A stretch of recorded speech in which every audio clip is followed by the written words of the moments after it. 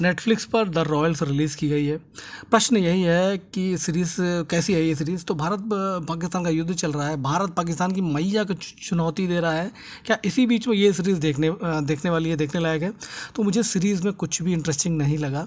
Royals सिर्फ नाम के रॉयल्स हैं। तो मोरपुर के महाराजा अविराज सिंह यानी ईशान खट्टर के पिता मिलिंद सोमन जो है मरते मरते अपनी वसीयत में पैसे को छोड़कर, मतलब आर्थिक संपत्ति को छोड़कर, और जैसे और चीज़ें, महल हो गया, उससे संबंधित और चीज़ें, एक आध दो महल और भी हैं, तो इन चीज़ों कैश को छोड़कर, यानी 850 करोड़ रुपए का कैश छोड़कर और सारी चीज़ें अपनी माँ, बीवी, बच्चों में जो है बांट दिया है। तो और अमाउंट जो है 850 करोड़ का अमाउंट है वो किसी मॉरिस के नाम पर कर दिया है, जिसको मॉरिस को कोई नहीं जानता। तो अब पैसा तो मिलेगा नहीं, क्योंकि किसी मॉरिस के नाम पर है, इसको कोई नहीं जानता।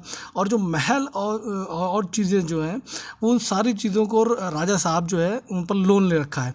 तो सोफिया जो है वर्क फॉर पोटैटो की सीईओ हैं, तो जो कि हॉस्पिटैलिटी में नंबर 1 है। मतलब पुराने महलों को रेनोवेट करती हैं, रंगाई पुताई करके होटल में कन्वर्ट करके अपना भी पैसा कमाती हैं और दूसरे को भी पैसा कमाती हैं। तो लोन चुकाने के लिए मोती बाग के महल को रेनोवेट करके उससे पैसे कमाने के लिए सोफिया को सौंपा जाता है। बस यही स्टोरी है।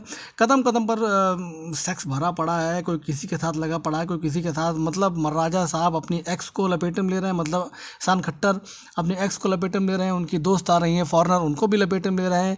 बीच में सोफिया पसंद है, जैसे मौका मिलता है उन्होंने लपेट देते हैं। मतलब कोई ना कोई किसी न किसी को लपेट ही रहा है। ईशान खट्टर ने इतनी बार शर्ट खोल कर अपनी बॉडी दिखाई है कि खुद ही जब ये सीरीज़ देखेंगे तो कहेंगे भैया कितनी बार हमने उतारा, इतनी बार तो मैं अपने घर पे भी नहीं उतारता।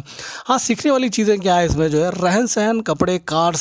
सीरीज़ में जो मॉडर्न लैंग्वेज यूज़ की गई है उनसे आप कुछ सीख सकते हैं। बाकी ऐसा कुछ भी नहीं लगा मुझे जो है। और टोटल 8 एपिसोड है, 40 से 45 मिनट के एपिसोड होंगे, तो मोटा मोटी लगा लीजिए जो है लमसम 6 साढ़े 6 घंटा तो लगभग करेगा जो है। तो IMDb ने भैया इसे 3.6 यानी 3.5 रेटिंग दी है 10 में से। बाकी आप सब लगा लीजिएगा जो है। भूमि पेडनेकर या जो भी नाम है भैया, सॉरी कीजिएगा। तो सीरीज़ में खुल्लम खुल्ला सपोर्ट किया है एक्टिंग में, और जीनत अमान जी ने भी का भी रोल है। साक्षी तंवर ने महारानी के रोल में अच्छी एक्टिंग करी है। बाकी सब खुल्लम खुल्ला है। मुझे समझ में नहीं आई सीरीज़।